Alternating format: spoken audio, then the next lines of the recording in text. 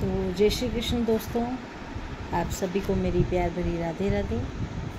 तो कैसे हैं आप?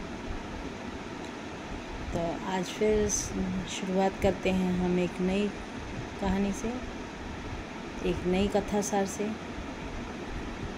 जो हुआ कुछ इस तरह था कि जब कौरवों और पांडवों का युद्ध शुरू होने वाला था, युद्ध की शुरुआत होने वाली थी, तो सब पूरी सेना के आने जाने की व्यवस्था के लिए, युद्ध की शुरुआत के लिए पूरे मैदान की सफाई का प्रारंभ किया गया।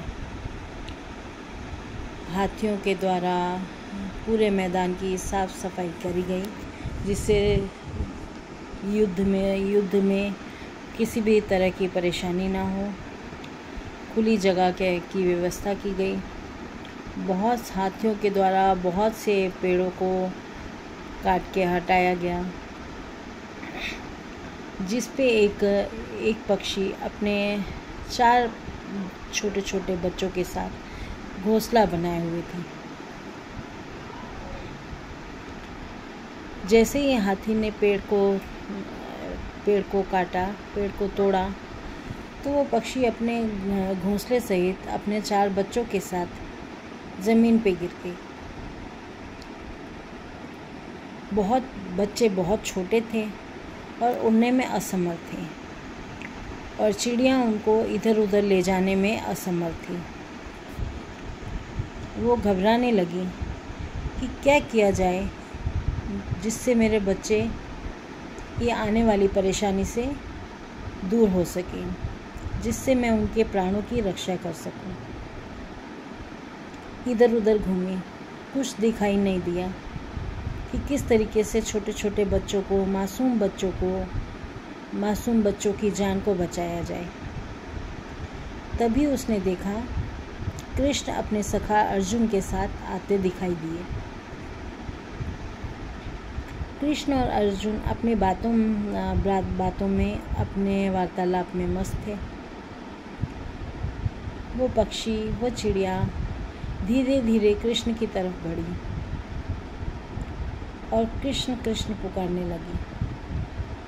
कृष्ण का ध्यान जिस तरीके से वो भगवान हैं, वो ईश्वर हैं, अपनी वार्तालाप में भी था अर्जुन के साथ। और वो चिड़िया, वो गौरैया, वो पक्षी जो उनको बहुत ही प्रार्थना से, बहुत ही विश्वास से पुकार रही थी, उसकी तरफ भी था।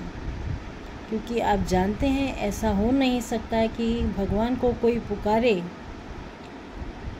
दिल से पुकारे, और भगवान तक उसकी आवाज़ ना पहुँचे। वो चिड़िया बहुत ही दुखी मन से, बहुत ही करुणा से कृष्ण कृष्ण कृष्ण ही कृष्ण आवाज़ें लगा रही थी। कृष्ण का ध्यान उनकी तरफ गया।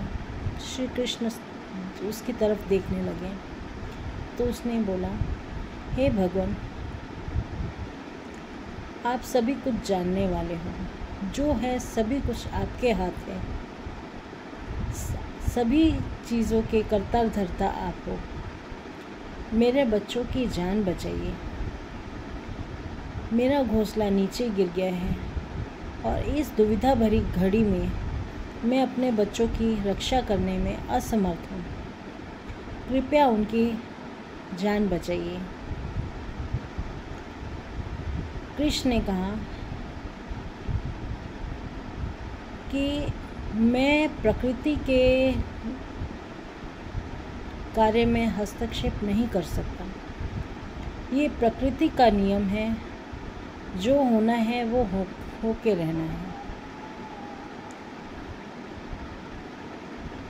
पर वो करुणामयी आवाज़ से फिर पुकारने लगी, हे कृष्ण, आप नियति को बदल सकते हैं।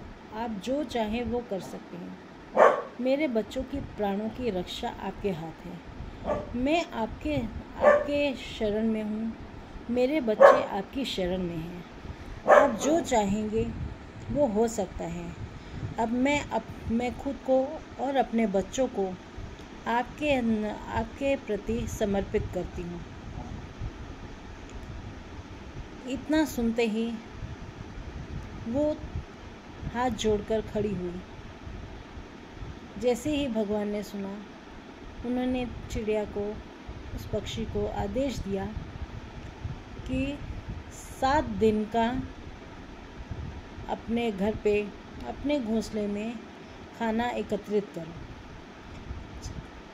2 दिन का समय है, युद्ध प्रारंभ होने में 2 दिन का समय है, तो आप जैसे तैसे 7 दिन का खाना अपने घर में एकत्रित करो, बाकी सब मुझ पे छोड़ दो। चिड़िया ने राहत की सांस ली और वो उड़ते उड़ते सभी जगह से, इधर उधर से डरती, घबराती, सहमी खाना एकत्रित करने लगी।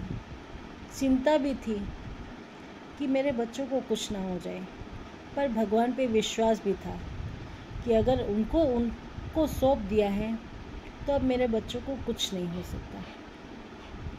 खाना इकट्ठा किया गया। आखिरकार युद्ध का समय भी आ गया। अर्जुन और श्री कृष्ण रथ पर सबसे आगे आए। युद्ध प्रारंभ होने ही वाला था। तभी श्री कृष्ण ने अर्जुन से कहा कि मुझे अपना धनुष बांध दो। तभी अर्जुन हैरानी से भगवान की तरफ देखने लगे। हैरानी का कारण ये था क्योंकि श्री कृष्ण भगवान ने शपथ ली थी कि मैं युद्ध में कोई भी अस्त्र शस्त्र का प्रयोग नहीं करूँगा। तो अर्जुन एकदम से हैरान हुए कि भगवान ने शस्त्र न लेने की शपथ ली थी, तो भगवान को धनुष बाण की ज़रूरत क्यों पड़ी। उन्होंने प्रार्थना की कि भगवान, अगर मेरे लिए कोई आदेश है तो वो मैं पूरा करता हूँ, शपथ का ध्यान करते हुए। तो भगवान ने कुछ जवाब नहीं दिया, निरुत्तर होकर सिर्फ धनुष बाण लिया और दूर तरफ निशाना लगाया। अर्जुन को लगा कि सामने एक हाथी खड़ा है, शायद भगवान उस हाथी पर निशाना तान रहे हैं। तो अर्जुन ने पूछा कि हे भगवान, क्या कारण है जो आप उस हाथी की तरफ निशाना साध रहे हैं। तो भगवान ने बोला कि इसने एक चिड़िया के घोंसले को नीचे गिरा दिया है। पर अर्जुन समझ नहीं पाए भगवान की इस लीला को। भगवान ने निशाना साधा और वो सीधा हाथी को न लगकर हाथी के गले में बंधी घंटी पर लगा और घंटी गिर के नीचे पड़ी। और जैसे ही घंटी नीचे गिरी तो अर्जुन मुस्कुराने लगे। उनको लगा कि भगवान का जो निशाना था वो चूक गया। अर्जुन ने फिर भगवान से कहा, भगवान, ऐसी क्या वजह है कि आपका निशाना चूक गया। आप कहें तो मैं पूरा करूं। भगवान निरुत्तर रहे। उन्होंने कोई जवाब नहीं दिया और धनुष बाण अर्जुन के हाथ में सौंप दिया। उत्तर न मिलने पर अर्जुन ने भी कोई दूसरा प्रश्न न किया। युद्ध हुआ, प्रारंभ हुआ। 1 दिन हुए, 2 दिन हुए, 3 दिन हुए, आखिरकार युद्ध समाप्त हो गया। ढेरों लाशें मैदान में बिछी थी। घोर नरसंहार हुआ। कितने ही चीज़ें अस्त व्यस्त पड़ी थी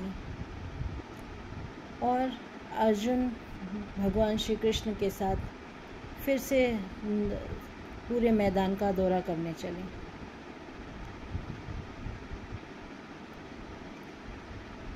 पांडवों की जीत हुई थी और दौरे के दौरान सभी जगह का देखा जा रहा था कि कितना नुकसान हुआ, कितने लोग मारे गए कितनी जान हानि हुई, कितनी मान हानि हुई। तो चलते चलते सामने आखिरकार फिर से वो घंटी भगवान को दिखाई दी। तो भगवान रुके और अर्जुन से कहा, अर्जुन जाओ नीचे उतरकर वो घंटी वहाँ से उठा दो। अर्जुन फिर से हैरान होकर भगवान की तरफ देखने लगे। उनके मन में अनेकों सवाल थे, जिसमें ये था कि इतने अस्त व्यस्त हालात में भी इतने लोगों के प्राण गए, सभी व्यवस्था अस्त व्यस्त हो गई, पर बाकी सब चीज़ छोड़ के भगवान को सिर्फ एक घंटी दिखाई दी। क्या वजह? पर बिना किसी प्रश्न के वो नीचे उतरे और उन्होंने घंटी उठाई। जैसे ही घंटी उठाई तो सारे सवालों के जवाब अर्जुन को स्वयं ही मिल गए। जब उसमें से वो छोटी सी जीव, छोटी सी चिड़िया अपने 4 छोटे छोटे बच्चों के साथ उड़ती हुई दिखाई दी, अपने बच्चों के साथ जान बचाती हुई दिखाई दी, वो करुण मन से भगवान की तरफ हाथ जोड़कर खड़े हुए। हे भगवान, हे श्री कृष्ण, आप मेरे सखा बन के रहे। मैं इन दिनों में ये भूल गया था कि आप मनुष्य रूप में हैं तो ईश्वर। आपका ईश्वरीय रूप में भूल गया था, जो मुझे अभी दिखाई दिया। आप धन्य हैं भगवान। हर जीव की रक्षा आप स्वयं करते हैं। हर जगह छोटे से छोटे जीव के लिए भी जो आपकी शरण में आए, उसके लिए आप हमेशा स्वयं खड़े रहते हैं। चिड़िया की जान बची। जैसे ही घंटी उठाई, चिड़िया और उसके बच्चे फटाफट भागते दौड़ते श्री कृष्ण की चारों तरफ परिक्रमा करने लगे और चिड़िया जय श्री कृष्ण, जय श्री कृष्ण, जय श्री कृष्ण बोलने लगी।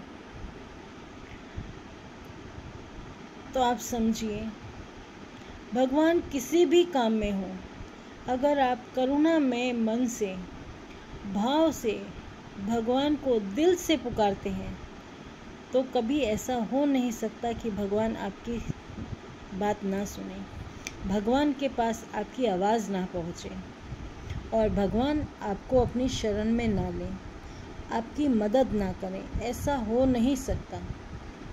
इसलिए अगर आप किसी परेशानी में हैं, किसी दुविधा में हैं, किसी भी तरह से दुखी हैं, तो सिर्फ बिना किसी से कहे भगवान के आगे कुछ कहने की ज़रूरत नहीं है। सब भगवान को मालूम है। भगवान सब जानते हैं, वही सब करता धरता है। सिर्फ जय श्री कृष्ण, सिर्फ इसी नाम से पुकारें, बाकी और कुछ ज़रूरत नहीं है। अगर आप विश्वास है तो अपने विश्वास को दृढ़ बनाए रखें और भगवान का नाम लेते रहें। हर मुश्किल में साथ वो भगवान देंगे। सिर्फ उनका नाम लेने की ज़रूरत है, दिल से, भाव से। तो इसी के साथ आज की कहानी समाप्त करते हैं। फिर मिलेंगे एक नई कहानी के साथ। अगर वीडियो अच्छी लगी हो तो वीडियो को लाइक करें, कमेंट करें, शेयर करें और चैनल को सब्सक्राइब करें। जय श्री कृष्ण। धन्यवाद।